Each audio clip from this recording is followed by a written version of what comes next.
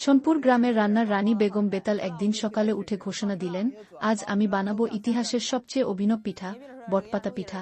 পাশের চাচি জিজ্ঞেস করলেন, বটপাতা? ওইটা তো ছাগলও খায় না। বেগম বেতাল গলা উঁচিয়ে বললেন, ছাগলের রুচির সাথে আমার রন্ধনশিল্প মেলাবেন না প্লিজ।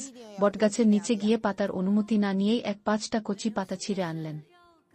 গাছ কাঁপতে কাঁপতে বলল, ওই গিন্নি, পাতাগুলা তো আমার চুল ছিল। ঘরে ফিরে পাতাগুলো ব্লেন্ডারে দিয়ে ময়দার সাথে মেশালেন, গুড়নারকেল মিশিয়ে বানালেন গোল গোল পিঠা। কড়াইতে ভাজার সময় হঠাৎ এক পিঠা বলল, ধীরে ভাই, গরম লাগতেছে।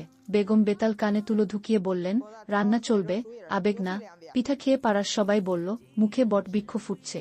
কিন্তু তারপর যা হলো, বটগাছ রাতে স্বপ্নে এসে বলল, আগামীবার অনুমতি না নিলে তোর রান্নাঘরে শিকড় ফেলব।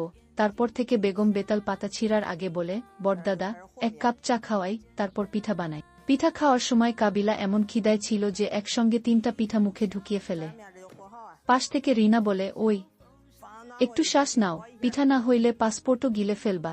কাবিলা গম্ভীর মুখে বলে, পিঠার ভিসা পাইছি, এখন শুধু গেলার ফ্লাইট। সবাই হেসে চাতালে গড়াগড়ি। তারপর কাবিলা গেলার ফ্লাইটে এমন গিলল যে গলায় পিঠা আটকে গেল।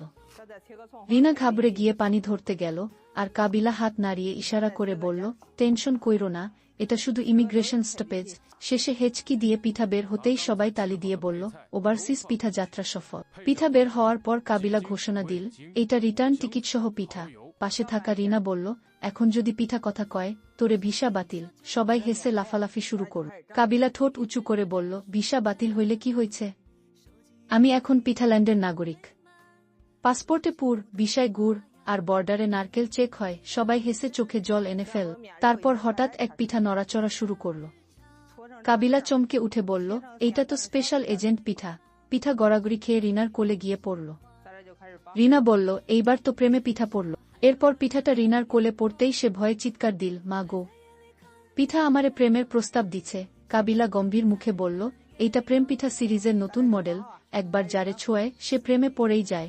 গ্রামের সবাই গোল হয়ে বসে পিঠাটার প্রেম কাহিনী শুনতে লাগল। পিঠা নাকি আসলে এক ব্যর্থ কবি ছিল, যাকে বেগুনির বদলে ভুল করে পিঠা বানানো হয়েছিল। এখন সে প্রেমে হাবুডুবু খায়।